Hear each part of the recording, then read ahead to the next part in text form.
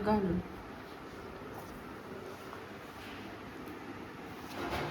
दोन्ही घालून बघते. हो.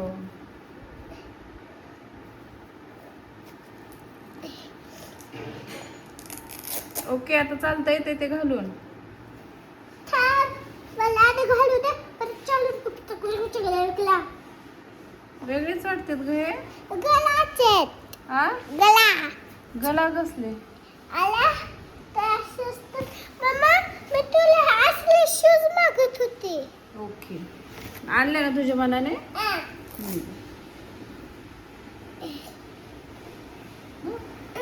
चालून दाखव.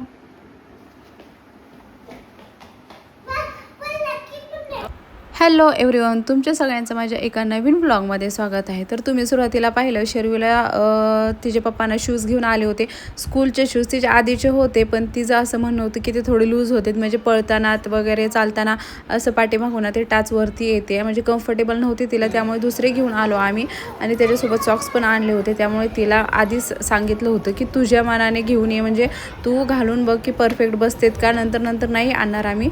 तर ते सगळं झाल्यावरती ना आम्ही 5 वाजता माझं ब्लाऊज शिवायला टाकायचं होता, तर तिथं गेलो. त्याच्याजवळच ना हे छान असं खाटू श्यामचं मंदिर होतं. म्हणजे मी अजून ह्या मंदिरात आले नव्हते, पहिल्यांदाच आले आहे. आणि खरंच एवढं भारी वाटत होतं ना इथे येऊन. सगळी शांतता, एवढी स्वच्छता होती ना. आणि इथं ना बच्चे कंपनीचं असं खेळणं सुरू होतं. हे सगळे शर्वीचे ना क्लासमेट आहेत.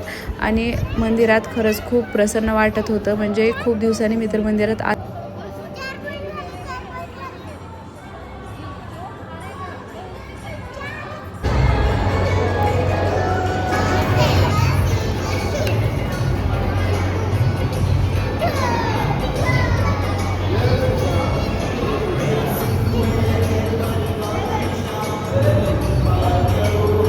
सगळ्यांचं फोटो काढणं सुरू होतं. नंतर बच्चे कंपनीला उभा केलं, म्हणून तुमचा पण एक फोटो काढून घेऊन. ह्या मुलांना एकत्र उभा करणं एवढं अवघड आहे ना, म्हणजे अजिबात एका जागेला शांत उभा राहत नाहीत. इकडून तिकडून इकडे त्यांना बडबड करता अक्षरशः ना तोड दुखायला येतं. आणि इथं मी एक गोष्ट पाहिली की इथं एवढे सगळे नारळ ना ते लाल कापडामध्ये बांधून ठेवले होते. असं होतं हे नवसाचे नारळ आहेत, म्हणजे खूप जणांनी नवस मागून ना तिथं बांधले होते. मी तर पहिल्यांदाच असं कुठल्या मंदिरात पाहिलं. पण ज्याची त्याची श्रद्धा असते, काही जणांनी नवस मागितले होते, मग ते नारळ तिथं बांधून ठेवले होते.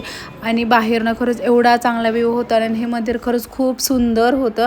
आणि मुलांचं इकडं खेळणं सुरू होतं. आणि मंदिरात पण आम्ही अर्धा तास तरी बसलो होतो. नंतर बाहेर आल्यावर पण आमचं फोटो काढायचं सुरू होतं. छान असे फोटो काढून घेतले आम्ही.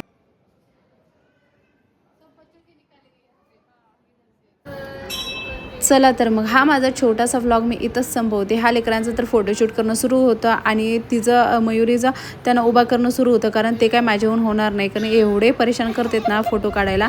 माझा व्हिडिओ आवडत असेल तर नक्की लाईक शेअर आणि सबस्क्राईब करा. बाय, भेटूया नेक्स्ट व्लॉगमध्ये.